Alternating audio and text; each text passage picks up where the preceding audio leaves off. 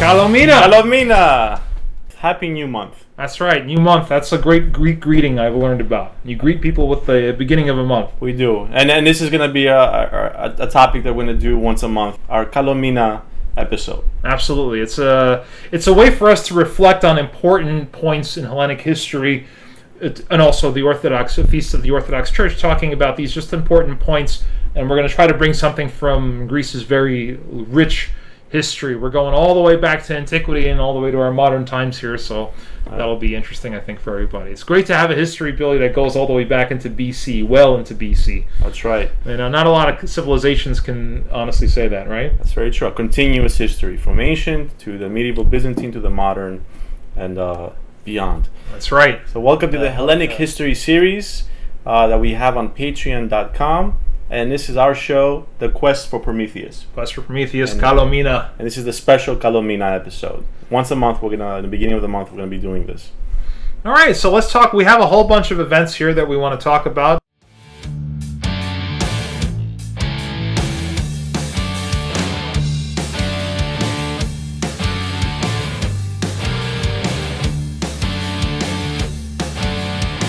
We're going to start with what happened on August 2nd. 338 BC. 338 BC. Quite a long time ago. The Battle of Chaeronea.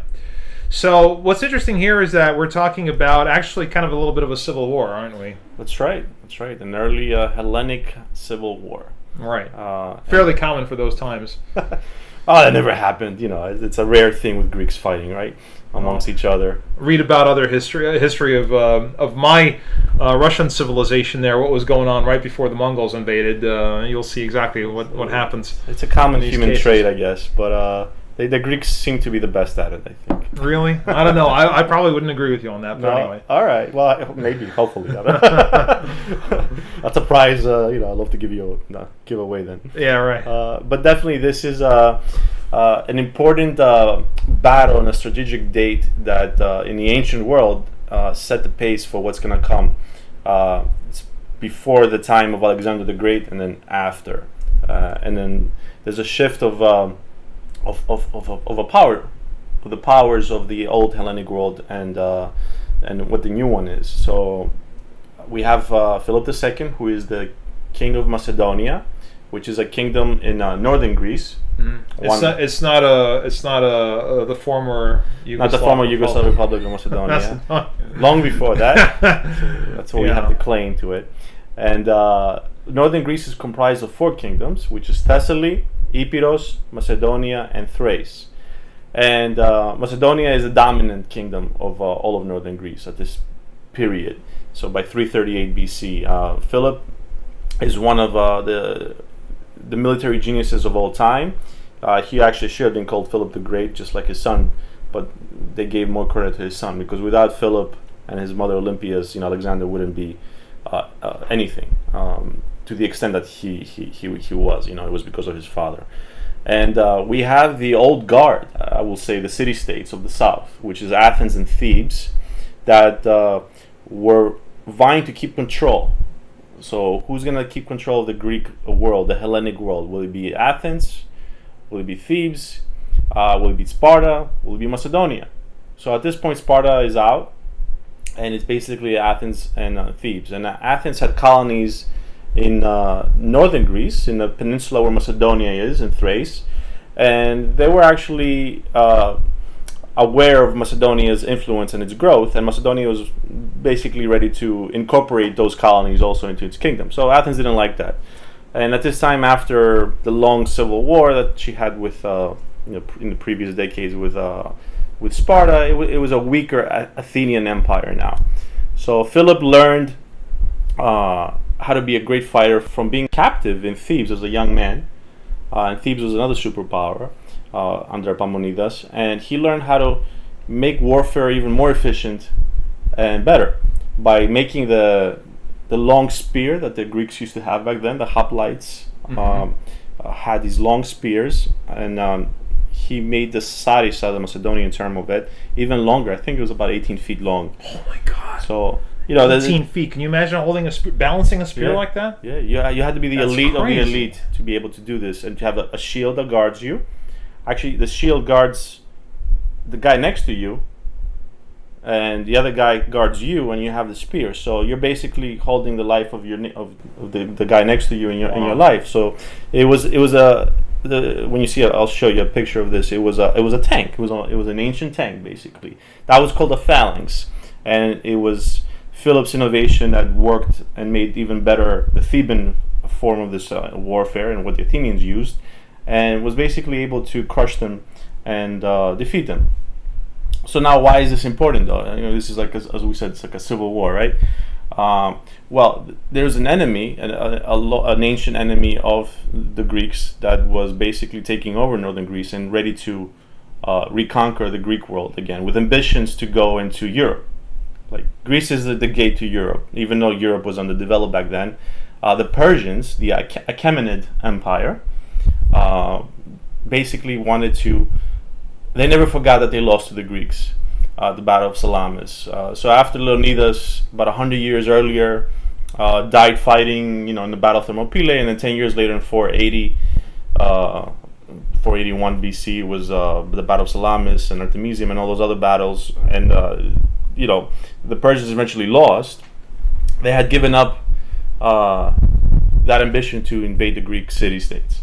Mm-hmm. Now, why was this important? Persia was a humongous empire.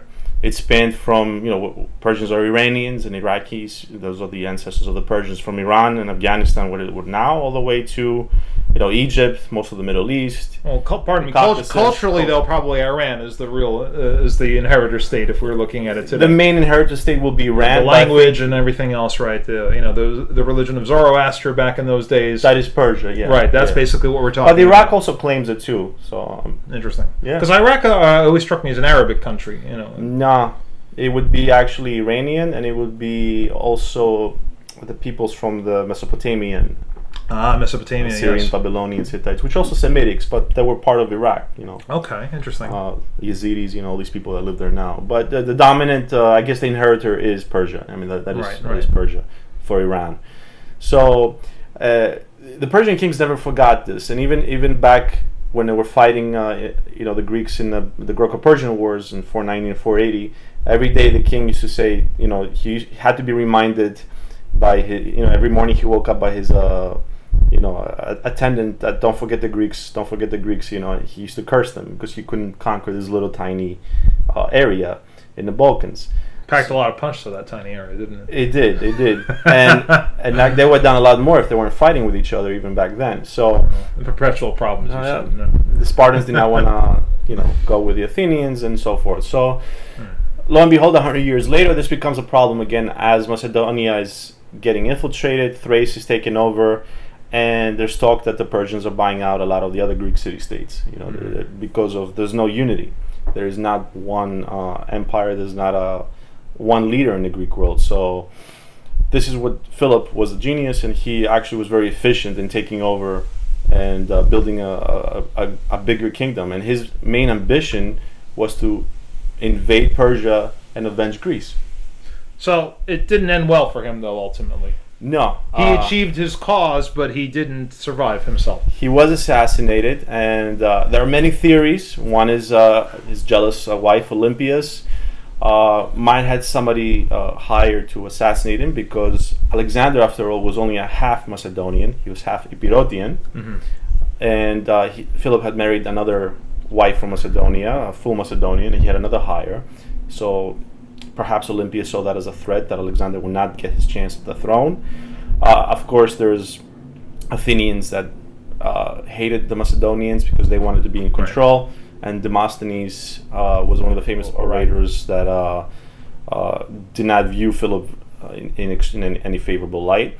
He viewed him as a dictator and a monarch, which the Athenians were in democratic city-state. Mm-hmm.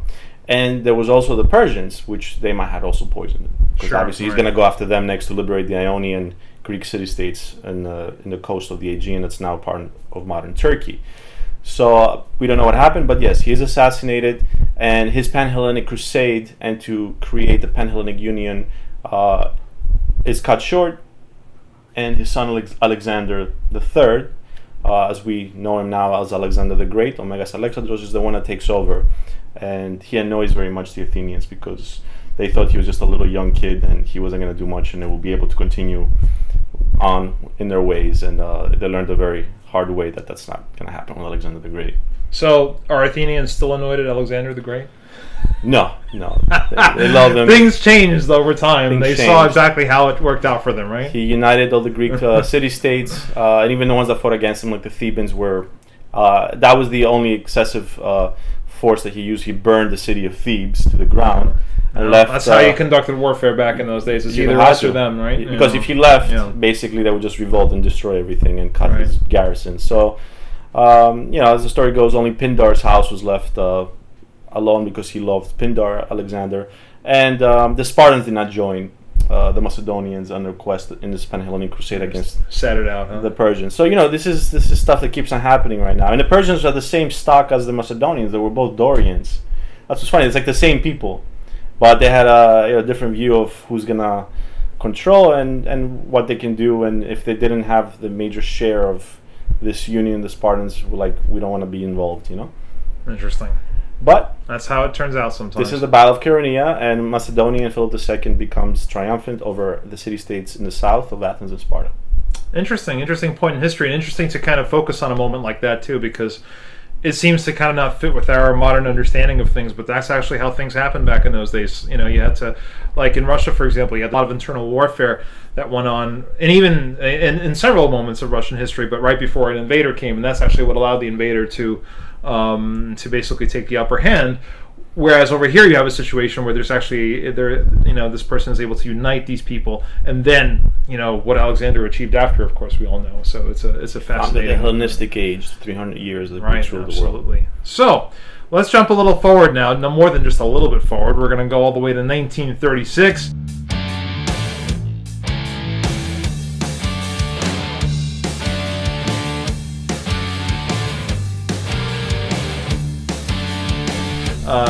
August 4th, we're looking at a different situation here. We're looking at post-1821 Greece, basically the modern state of Greece as we know it today, more or less, in 1936. You have a pretty challenging situation. Greece was just emerged from another war with the Turks, essentially. We had World War I, and there was another, we had the Asia Minor catastrophe. A lot of things going on at that time, on top of which there's this complication of communism in Europe. The Soviet Union, there was a overthrow of power in Russia. The communists eventually got to power there, and that changed the dynamic significantly in Europe at the time. And there was definitely a big threat of that going on. So there comes this one Greek politician called Ioannis Metaxa, and he takes over in Greece and has managed to do some interesting things. So that's right. Ioannis Metaxas was the prime minister of Greece at the time. Greece had a kingdom, and the king basically gave up. He couldn't control the country from anarchy and communist intrusions and mini revolutions that were coming from the Bolsheviks and from what will be Yugoslavia, eventually from the north. And Metaxas was a long veteran of Greek history and the wars. He was in the Balkan Wars. He was in the World War I. He was with Venizelos, but he was one of the people that was not an expansionist. So people don't understand that he did not want to go back to Smyrni. He did not want to expand Greece. He just wanted to consolidate what Greece was and fix it, modernize it, and get ready and to keep Greece out of war for as long as possible. Because as people might have been enthusiastic to get involved in wars and different fractions, the king was pro-German, others were pro, the Allies. Metaxas stayed the heck out of it, and he knew if they were to ally with either country, they would just become a colony of these other powers. So he fixed the infrastructure of Greece, roads, highways, telephone lines, electricity. He made out the 8-hour workday, social security, and he had a vision for the youth and for the country itself, that to believe in God, nation, and country. That was very important, and to ally and combine the ancient Hellenic ideals of Sparta and Athens to an extent with Byzantium, and to create this modern Greek, society. He tried to unite all that stuff together, and he was successful up to a point, because don't forget, after 1922, when it's the great catastrophe that you mentioned, after World War II, the Greeks fought to liberate the lands what is now modern Turkey, and they lost horribly, and that was the great idea, to recapture and remake Constantinople, liberate it and make Byzantium. But Metaxas was not for that. He was, by the grace of God, if it was possible to make it in part of the Greek world or international city, fine, Constantinople. But he was more about northern Epirus and Monastiri and what is Skopje now, to retake back those minorities that we had to the extreme north. That was about it. So he was a very good leader, and he prepared Greece by fortifying the north, the Metaxas line, all the fortresses, the buttresses that he built, that were eventually able to stop the Nazis once they invaded, and the tanks that were coming in north. So he had the foresight to build northern Greece and keep out of the war as long as possible. But we know Mussolini put an end to that idea, and Mussolini got his behind handed over to him, because the Greeks under Metaxas beat Mussolini and the fascist forces on October 28th, 1940, and that becomes Greece's second holiday. But this is the regime of 4th of August. It lasts only 4 years, and it makes significant improvements and modernizes, Greece. I want to actually an interesting point, because I actually know I knew a gentleman. It was actually a Russian who was part of a refugee family. Those Russians who fled, who left Russia because of the civil war and the revolution. There was a small amount of them that were also in Greece. And what happened was interesting. I knew this young. Back then he was a young man. I already knew him as when I met him, he was an not. elderly gentleman, but he was a very big Philhellene. Yes. Spent his youngest years in Greece, and he was a member of the Metaxa youth movement, actually. Yeah. So it's like it was a kind of a myth that it was only Slavs were not around. It's not true. I think it was mostly about the Skopjean Slavs. Well, the ones that are up in Skopje, that was a problematic area, obviously, in Greece. Macedonia, that was problematic, but the rest, Well, I wanted to also mention, sometimes I've seen people say that Metaxa was a fascist. Yes. Of course, if we look at the photographs, we'll see people with a straight arm salute, and I think it's important to understand that in the historical context of its time, because at that time, we're talking the 1930s here. We're talking before World War II got underway. It was actually Mussolini had started that whole fashion with the the Roman salute, as he called it, but obviously it was always also Greek salute. Right. It was actually more Greek, you would even say, in that sense. And at that time, this did not mean racial policy, gas chambers, all the terrible things that happened with Hitler, who actually had initially copied some of Mussolini's formats and so on, have a strong authoritarian central government, corporatism, and so on and so forth. But again, in the 1930s, we see this throughout Europe. We see this in Spain. We see this in Portugal. We see governments that have this kind of what could be described as a fascist format. And it does not equate to Nazism in any way. I think that's a very common misconception that people have when they look at those photographs of that era. Yes, it was a heavily centralized government, but that was in answer to communism, which was even more heavily centralized and very authoritarian. So that was kind of the way you dealt with the communist threat back in the time. And of course, Hitler took that in his own direction later on, which resulted obviously in what it did. Greece was lucky that this was a patriotic dictatorship. Yeah, this man was the right man to do this and not take it into that extreme. And, right, exactly. It was not what even not what Mussolini ultimately ended up doing as well, when he ended up attacking Greece. Whereas Metaxa was not about attacking; he was not a revanchist in that sense. He was very much about preserving what he had and fortifying what he had. He was wise. He was a man that could solve a lot of problems, and actually there are statues of him even in Frankfurt and other places in Europe that says there's not a problem that Metaxa could not solve. Interesting. So a lot of people would not be happy with him, and they wanted to keep Greece in their sphere of influence at all costs. And unfortunately, he does pass in 1941, and then Greece gets thrown right into the war. Right. It was with the Nazis after they defeat Mussolini and the fascists in what is now southern Albania, northern Epirus, and northern Greece. Absolutely. All right, so let's move forward now to actually we're going to move backward. We're going to move forward on the date backward in terms of time. We're going to go back to 1308, and we're going to be talking about the Hospitalier conquest of Rhodes.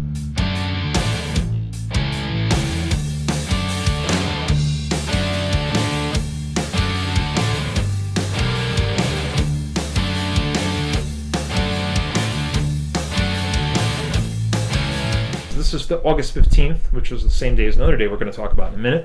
So now we're talking about the Byzantine Empire. Yes. Right? Or we're talking about the Eastern Roman Empire. The Eastern Roman Empire, right? I always got to remember that. Right. The Eastern Roman Empire. So we've had, as we know throughout the empire's history, a whole host of invaders. Very popular place to invade. 1,100 years worth of invasions. Invasions, right? We've had Persians there, triumphs. we've had Arabs there, and of course the Ottoman Empire as well. But we also had Crusaders, which was a very, very unfortunate situation, because here we have two Christian civilizations at war with each other, essentially. And the Crusaders actually come from Cyprus, where they had also stationed themselves at that time, also a Greek land and also part of the Byzantine Empire, and they go for Rhodes, essentially. That's what happens with the Hospitaliers. That's right. So these are the Knights of St. John. That's the other name for the Hospitaliers. And French primarily, from what I understand. With a lot of French. Well, when we talk about them, usually it's the Franks and the Frankish state, which is France. So these are knights from there. That after the Fourth Crusade, when they sacked Constantinople, that was the beginning of the decline for the Byzantine Empire. So instead of going to invade, recapture the Holy Land, and especially Egypt, they went to Constantinople.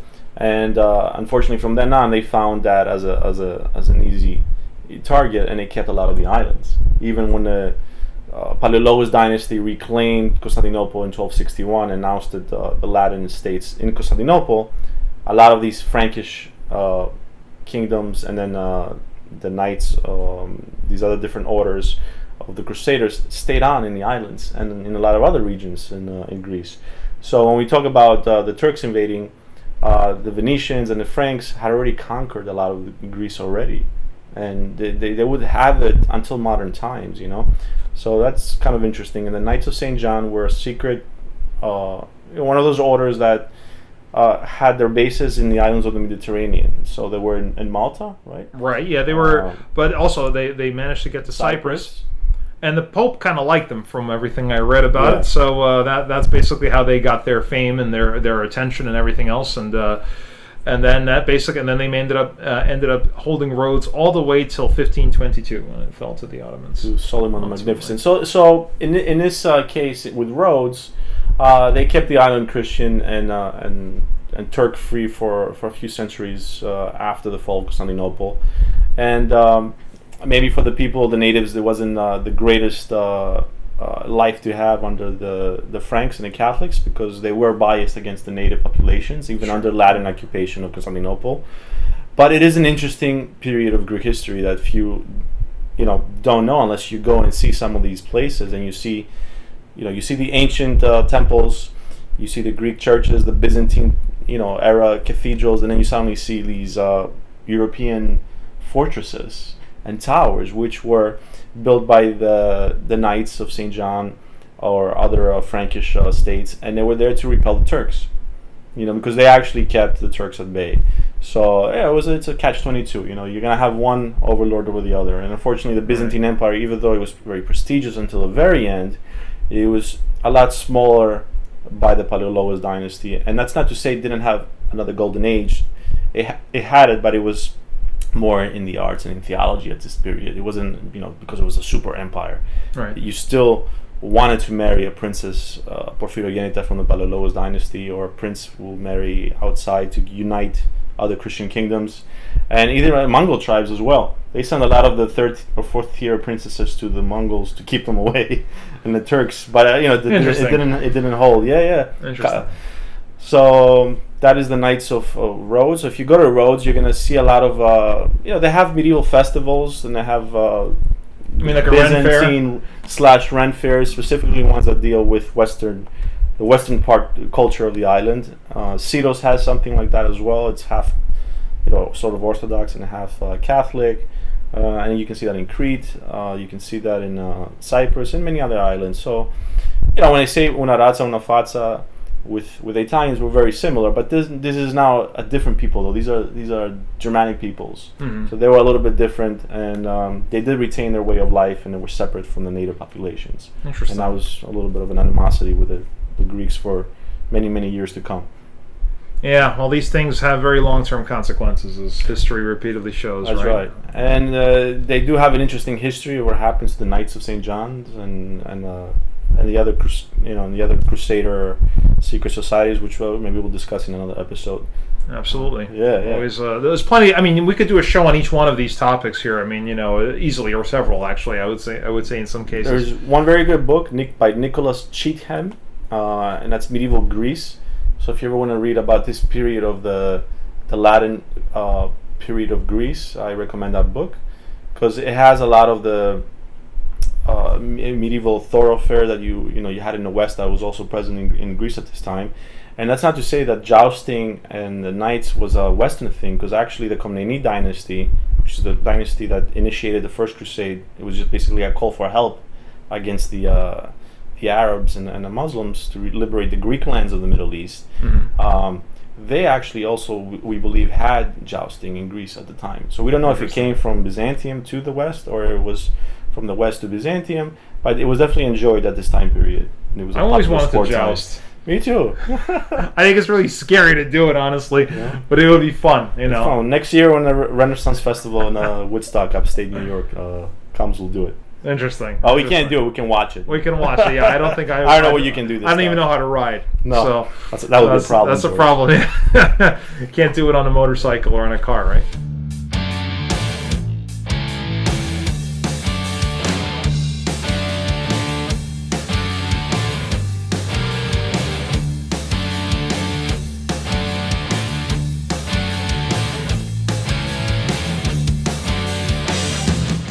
All right, so let's we just had a fast. We still are in the middle of a fast. If you're celebrating according to the revised Julian calendars, it's called. I actually celebrate the original Julian calendar, so my fast is going to begin right when yours is over. But we have the Dormition fast right now, which is leading us to the holiday of the Dormition of the Mother of God. In other words, when the Mother of God had left this world. She had died, just as all of us, do and will. But I think the key thing about the Dormition to remember, outside of it being, of course, the greatest holiday in Greece, probably outside of Easter, outside of Easter, is the fact that she died in an unusual way that nobody else had. Her soul and her body were taken up by Christ.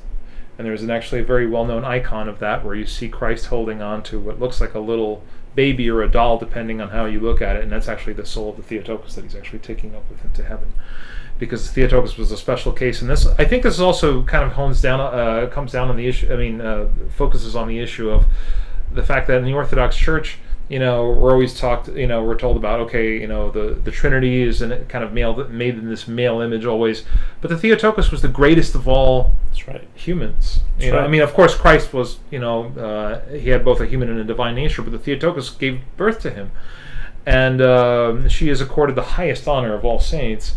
And that's something I think we have to always kind of remember, is that the Theotokos, you could say, is the greatest human that lived, and she was accorded this great honor of being taken up together with her body, and just like all of us at the resurrection will be united, we'll be reunited with our body. So I think it's beautifully said in the Troparion, in giving birth you preserved your virginity, in falling asleep you did not forsake the world, O Theotokos. You were translated to life, O Mother of Life, and by your prayers you deliver our souls from death. I think that's a very beautiful way to end it, because, again, this is a beautiful holiday. I actually had the honor of being in Greece on the 15th of August, in Athens, which actually ended up being the wrong place to be if you wanted to see all the celebrations, because everybody goes away from Athens. It's empty, crickets. I could hear a pin drop in the middle of Syntagma Square. It was that quiet when I was there. It was really shocking. I never expected. I thought, on the contrary, that everything would be there, and they were like, no. This is exactly the last place you should be, is in the center of Athens. That's right. So unfortunately, I missed I did go to several churches where they were celebrating, and I did. That was very nice. But yeah, you had to be elsewhere if you really wanted to see all the processions processions and everything. This is called the Dekapentavgoustos, the 15th of August. This is the holiday. And George, you brought a few good points about the Mother of God is the one that gave birth, to the human form of God, right? Yes. She was his vestibule. So how come now we always think about, in this modern context, it's always like a male-dominated society and all this stuff. They say the patriarchy, whatever, dominates. The clergy is male and so on. So during the Byzantine era, this is the 1100 years of Byzantium, from 330 AD when it was established by Constantine the Great until the very end, 1461, after Constantinople and Trebizond and all the other kingdoms fell. Women ruled in Byzantium. This was a Christian society that, starting with the Empress Theodora, Justinian's wife, in the 6th century, gave women the right to own property. All right, women were saints, women were empresses, women were co-regents, and they were princesses, and they ruled with men or alone. So that's something that's very, very important that we tend to forget, and we think of Byzantium as just this antiquated, patrimonial society that just old, and it's Byzantine's duplicitous and blah blah blah. It's very backwards, and everybody else afterwards is more progressive. You're so Byzantine. Yeah, that's why women had rights, right? So that's a very good point you indicate, and I know that in your creativity you're also always highlighting the contribution of Hellenic women, and always talking about Greek women all the time. And I've seen it in your paintings, and obviously in your rock opera. I grew up with a lot of women, and I worked with a lot of women, and I appreciate women. I love women, and you're married to a wonderful woman. Married to a wonderful woman. I have girls, as two wonderful women that you've helped bring into the world. I model myself. My model, my hero was Alexander the Great, who also loved women, and these kind of people that were, they respected, their mothers and other people's wives and females. So this is something important, I guess, tends to get lost, but especially in this Byzantine history, women were the norm. They ruled. Anna Komnena, she was one of the greatest historians. Yes, absolutely. Her father's the one that actually called for this first crusade for help from the West. It wasn't a crusade per se, but Anna Komnena was an intelligent woman, a brilliant, beautiful, a historian of the top of the historians, and she was also in a hospital. She was in the hospital she used to work. She was like a scientist, and we forget, and so many others. My lectures on Byzantium. I talk about these things. You can find them on Patreon.com. Let's tell everybody about the Hellenic History series. What are you up to? So I'm up to hanging out with George every week and discussing, Greek issues. We have this wonderful show right here, The Quest for Prometheus, which began about 22 years ago when I started this on Queen's Public Access Television, on radio, on Alas FM, with George on the internet.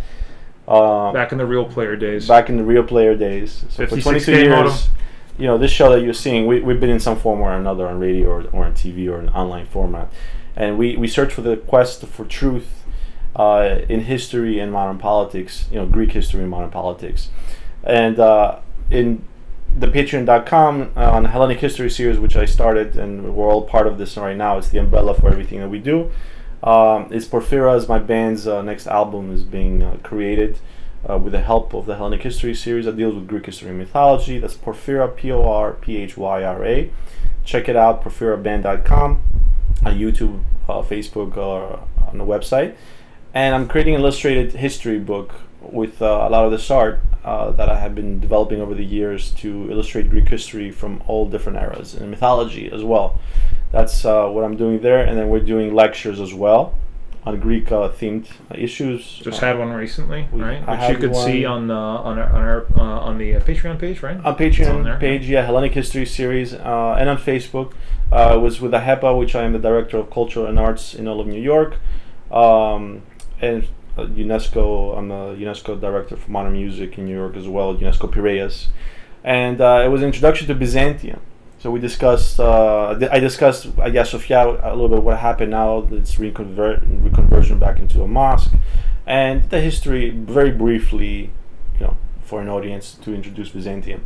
So we're doing a lot of good stuff, and with George we have the Quest for Prometheus. We're going to be doing some cooking shows as well with Despina, my wife, and George, and other fun projects. So keep tuned on the Hellenic History series on Patreon.com. If you're in Facebook, it's on Love Letters to Greece. Like and subscribe. Please very like important. and We subscribe. really need that. It's very important for you to like and subscribe because that helps us get the word out to more people. People see that you liked it, and then they get interested. They might see it in their news feed. It's very important for us. We're trying to do as best as we can to put as much value out here as we can for you. So, and the Porphyra Foundation that it's part of the Hellenic, that has a Hellenic History series, is a nonprofit. So you can donate. You get a tax write-off. Feel free to look at Porphyra Foundation. And we also do operas as well with our good friend Panagiotis from Greece. You can find all this stuff. It's just not rock music or Greek music. We also do classical music, and we organize other things as well. So we got a lot of good stuff planned. And we're very happy. We're very happy to have you with us today. Please come back. We're going to be regularly featuring broadcasts and videos and other educational and informational stuff. Right. So, and next week we'll have another show. All right. Have a Kalo Mina, everybody. I'm Billy Chrysahos. I'm George Zelensky.